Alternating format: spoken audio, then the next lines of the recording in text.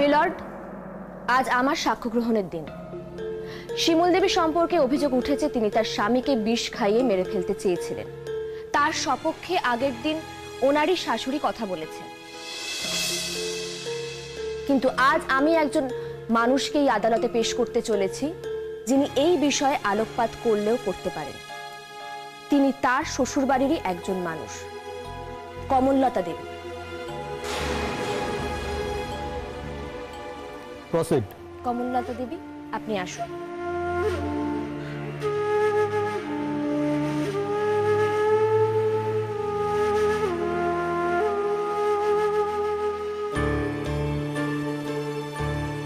বলুন, যাহা বলিব সত্য বলিব, সত্য বই মিথ্যে বলিব না। যাহা বলিব সত্য বলিব, সত্য বই মিথ্যে বলিব না।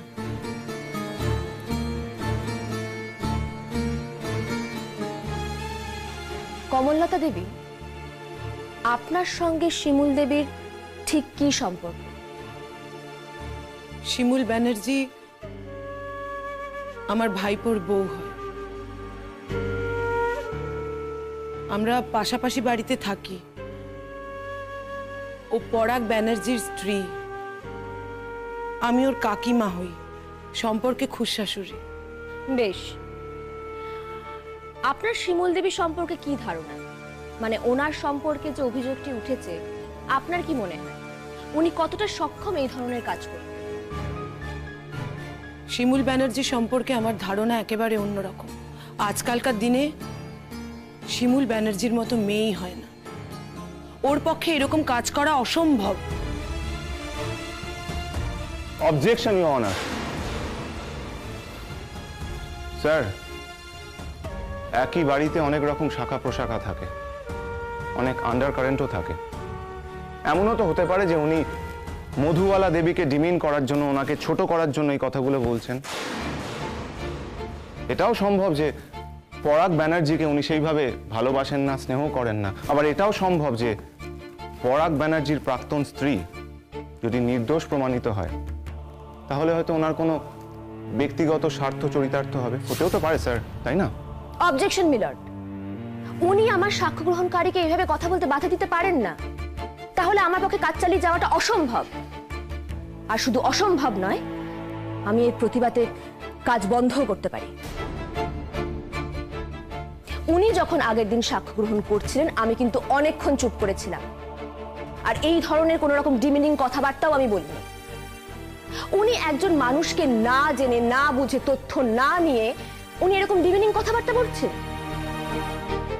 উনি একজন মানুষের অভিযোগে বিচার করতে এসে অন্যজনকে অভিযুক্ত করে তুলছেন। স্বার্থ লাভ আছে মানেই তো ওনাকে স্বার্থপর বলা, ছোট মনের মানুষ বলা। আপনি এই ধরনের কথাবার্তাকে মান্যতা দিচ্ছেন স্যার? আপনি অযথা এমন কোনো কথা বলবেন না যাতে যিনি সাক্ষী দিচ্ছেন তার অসম্মান করা হয়। আপনার কোনো বক্তব্য থাকলে আপনি সেটা কাটতে পারেন, কিন্তু অসম্মান করতে পারেন না। আপনি বসুন।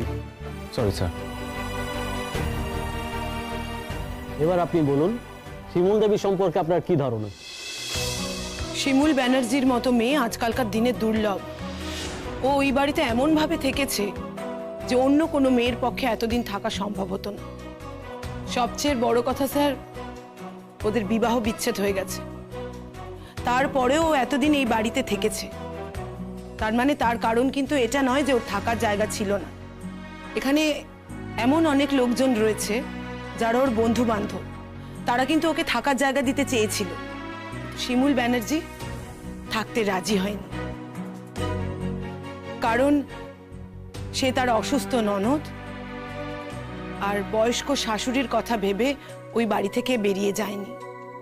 এমনকি নিজের জীবনের অনেক বড় সুযোগও হেলায় হারিয়েছে শুধুমাত্র ওর ননদ আর শাশুড়ি ওর মুখাপেক্ষী বলে।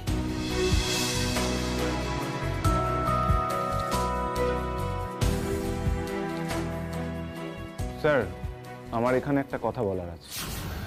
স্যার, স্যার একটা ছোট্ট কথা, মানে একটা ছোট্ট প্রশ্ন আমার মাথায় ঘুরপাক খাচ্ছে।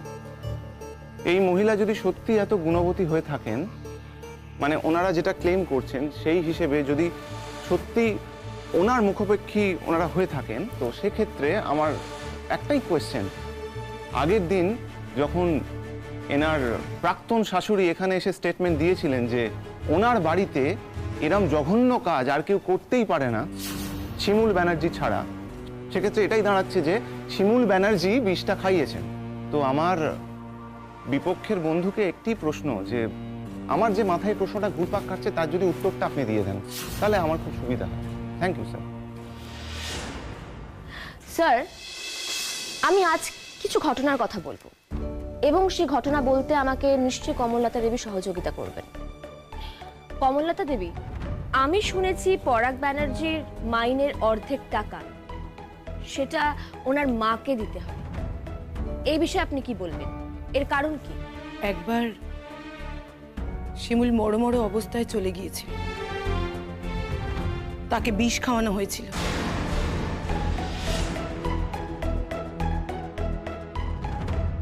এক্স্যাক্টলি কে বিষ খাইয়েছিল? সম্ভবত পরাগ ব্যানার্জি শিমুলকে বিষ খাইয়েছিল।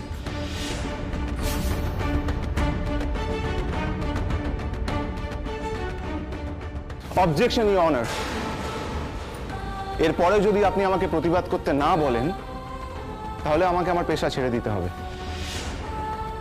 স্যার, এই পেশায় থাকার পরেও যদি আমার ক্লায়েন্টের বিরুদ্ধে এরকম মিথ্যে অভিযোগ করা হয়, আমি যদি চুপ করে এখানে বসে থাকি, কোনো প্রতিবাদ না করি, এর থেকে তো ভালো আমি আমার পেশা ছেড়ে দেবো, বাড়িতে বসে মুখ লুকিয়ে থাকবো, সেটাই বেটার আমার জন্য। আপনি বরং সেটাই করুন, কারণ আপনি তথ্য প্রমাণ না নিয়ে, ব্যাকগ্রাউন্ড চেক না করে কেসটা লড়তে এসেছেন।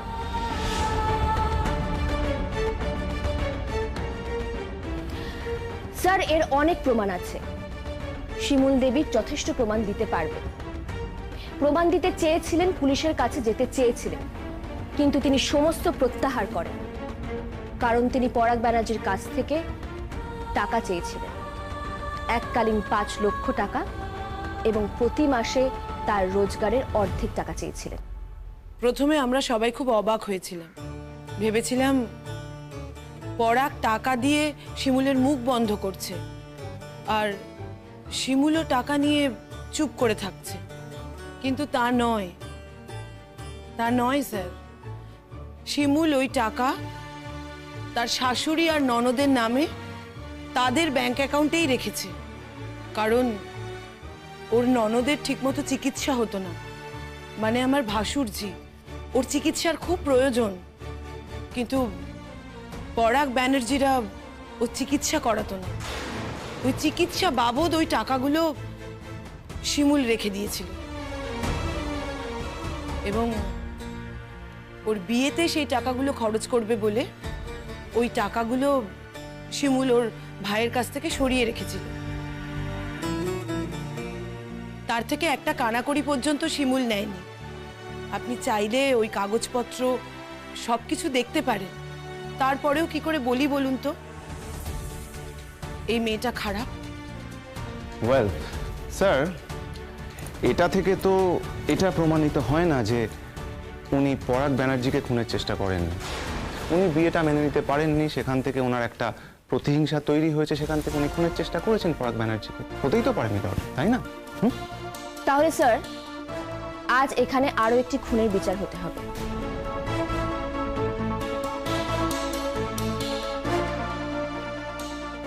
কারণ শিমুল দেবী কথা বলার পরিস্থিতিতেই থাকতো না, খুন করার জায়গাতেই থাকতো না, কারণ শেষ পর্যন্ত উনি মারা যেতেন।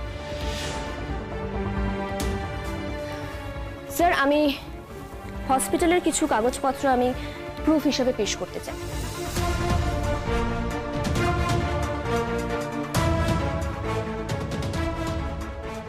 এবং আমার আরো একজন সাক্ষী রয়েছেন, তাকে আমি 2-1টি প্রশ্ন করব স্যার, কিন্তু তার আগে অনুরোধ করছি, যদি পরে কমললতা দেবীকে ডাকার প্রয়োজন হয় তাহলে যেন আমাকে অনুমতি দেওয়া হয়। Permission granted. কমললতা দেবী, আপনি বসুন। স্যার, এবার আমি ডেকে নেব বিপাশা দেবীকে।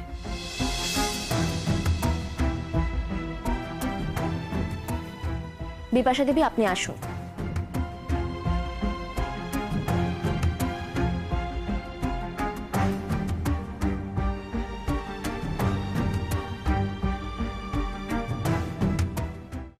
যাহা বলিব সত্য বলিব, সত্য বই মিথ্যা বলিব না।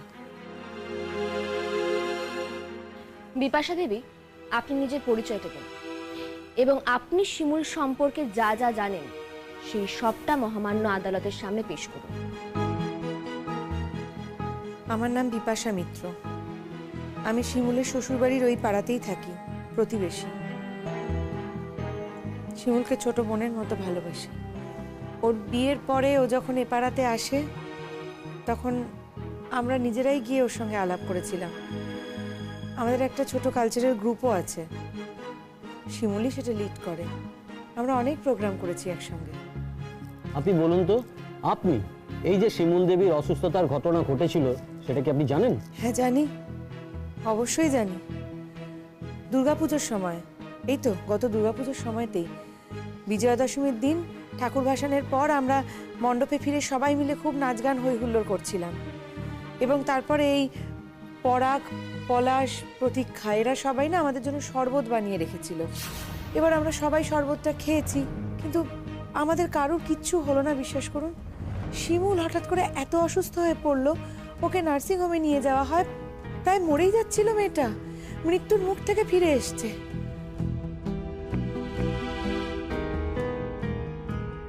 আমাদের মনে না তখনই সন্দেহ হয়েছিল যে ওই একই শরবত আমরা খেলাম, আমাদের কারোর কিচ্ছু হলো না, কেন শিমুলের এরকম বড় বড় অবস্থা হলো। আমাদের মনে হয়েছিল হয়তো বিষ মেশানো ছিল শরবতে, হয়তো ওকে মেরে ফেলার চেষ্টা করা হয়েছিল, এবং তার জন্য আমরা সবাই মিলে থানা পুলিশ অবধি করতে চেয়েছিলাম।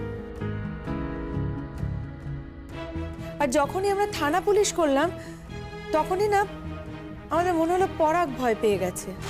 ও তো ভয় পাবেই, ও নিজের মনে মনে তো জানতো যে এই কাজটার সঙ্গে ও জড়িত। আর শুধু ও একা নয়, এই যে এখানে বসে পরাগ, পলাশ এবং প্রতীক্ষা, প্রতীক্ষা তখনও ওর স্ত্রী হয়নি, এখন স্ত্রী হয়েছে, ওরা তিনজনে মিলে এই ঘটনাটা ঘটিয়েছিল। স্যার, স্যার আমাদেরকে ইচ্ছে করে ফাঁসিয়ে দেওয়ার চেষ্টা করা হচ্ছে স্যার। কোনো প্রমাণ নেই কিন্তু ওদের কাছে। জিজ্ঞেস করুন আপনি, কি গো বিপাশাদি, কি প্রমাণ আছে তোমার কাছে? বলো, কেন এরকম করছো? ঠিক আছে, চুপ করুন, আমি দেখছি। আরে কিন্তু আপনি বসুন, আমি দেখছি। আপনি বসুন। শুনুন, আপনাকে একটা স্পেসিফিক কোয়েশ্চেন করা হয়েছিল। আপনি 10 জনকে জড়িয়ে তার উত্তর কেন দিচ্ছেন? আপনাকে শুধু আপনার মতামতটা জানতে চাওয়া হয়েছিল, আর কিছু নয়, এটা মাথায় রাখবেন। ওকে? শুনুন স্যার, প্রথমত আপনি আমার সঙ্গে ধমকে কথা বলতে পারেন না। আপনি আমাকে যেভাবেই বলুন না কেন, আমি কারুর ধমকের ধার ধারি না। আপনি কেন? কারুরই না, কারণ আমি একটা সত্যি কথা বলছি।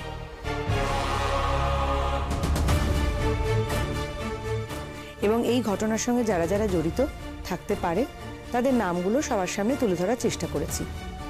সেরকম হলে আমরাও একটা পাল্টা কেস করতেই পারি, পাল্টা কেস করে বুঝিয়ে দিতে পারি যে শিমুলকে হত্যা করার চেষ্টা এবং ষড়যন্ত্র বহু আগে থেকে হচ্ছে।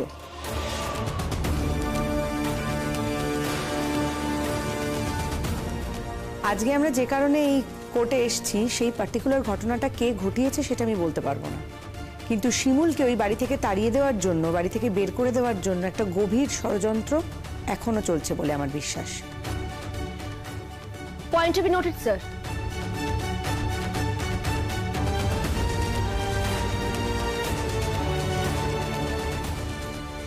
আপনি আসুন। ধন্যবাদ স্যার। আমি আপনাকে বলেছিলাম যে আমি আরেকবার কমললতা দেবীকে ডাকতে চাই, আপনি যদি অনুমতি দেন। অনুমতি দেওয়া হলো।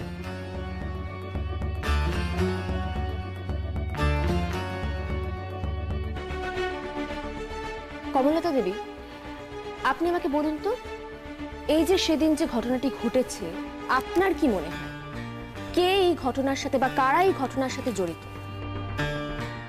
সেটা আমি বলতে পারবো না। এত বড় ক্ষতি কেউ কারোর করতে পারে সেটা তো আমি বিশ্বাসই করি না। তবে এই কথা ঠিক, শিমুল ব্যানার্জি এই কাজ কখনো করতে পারে না। শিমুল ব্যানার্জি ওর চরম শত্রুর প্রতিও এরকম দুর্ঘটনা ঘটাতে পারে না। শিমুল এমন মেয়েই নয়।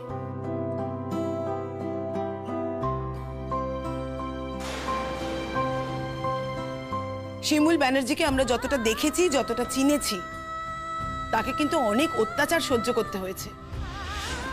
গোটা রাত তাকে বাড়ির বাইরে বের করে দেওয়া হয়েছে। কারণ সে পাশের বাড়িতে বেড়াতে গিয়েছিল, তাকে খেতে পর্যন্ত দেওয়া হয়নি। আমরা বলেছিলাম যে খাবারটা খেয়ে নাও, আমরা এনেছিলাম খাবার, কিন্তু শিমুল খায়নি। ওই বাড়ির লোক দরজাও খোলেনি, ভিড় হয়ে গিয়েছিল বাইরে। ওই পরাগ ওকে ঘরে ঢুকতে দেয়, অনেক অত্যাচার করেছে ওর বাড়ির লোক, ওর উপর অনেক অত্যাচার করেছে। পরবর্তীকালে পরাগের মা মানে আমার যা হয়তো অনেক বদলে যায় শিমুলের ব্যবহারের জন্য, অনেক বদলে যায়। প্রথম প্রথম তাকে কম কষ্ট দেওয়া হয়নি, তাকে খেতে পর্যন্ত দেওয়া হতো না। এগুলো আমরা নিজের চোখে দেখেছি।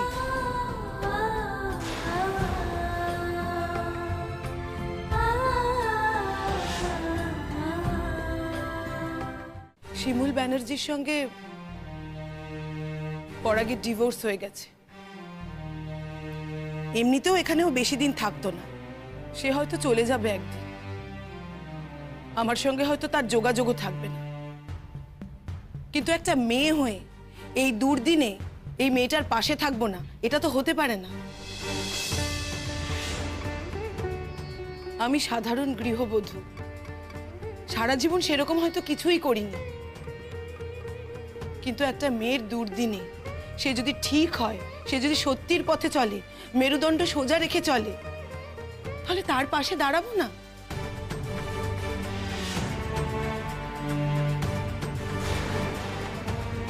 বাহ, দারুণ বললেন, খুব ভালো, খুব ভালো। তা বলছি, আপনাকে এই কথাগুলো কে শিখিয়ে দিয়েছেন? আপনার উকিল আরাধনা দেবী? ভালো। অবজেকশন মিলর্ড, উনি আমাদের অপমান করতে পারেন, ওনার কোনো অধিকার নেই। আর উনি অপমান করে কি প্রমাণ করতে চাইছেন? আমাকে ছোট করতে চাইছেন উনি। যে বিষয়ে উনি জানেন না, ওনার কথা বলার কোনো দরকার নেই, উনি কেন কথা বলছেন? ওনার কি কোনো কথা বলার অধিকার আছে এই ব্যাপারে স্যার? না, ওনার কোনো অধিকার নেই। আপনি বসুন, শান্ত হন। স্যার, আরাধনা দেবী, আপনার কি কমললতা দেবীকে কোনো কিছু জিজ্ঞেস করার আছে? নো স্যার, আজ আমার আর কোনো প্রশ্ন নেই। আপনি বসুন। যদি তাই হয় তাহলে আজকে কোর্টের কাজ মুলতবি করা হলো, আবার কাল 12টায়। The court is adjourned for this day.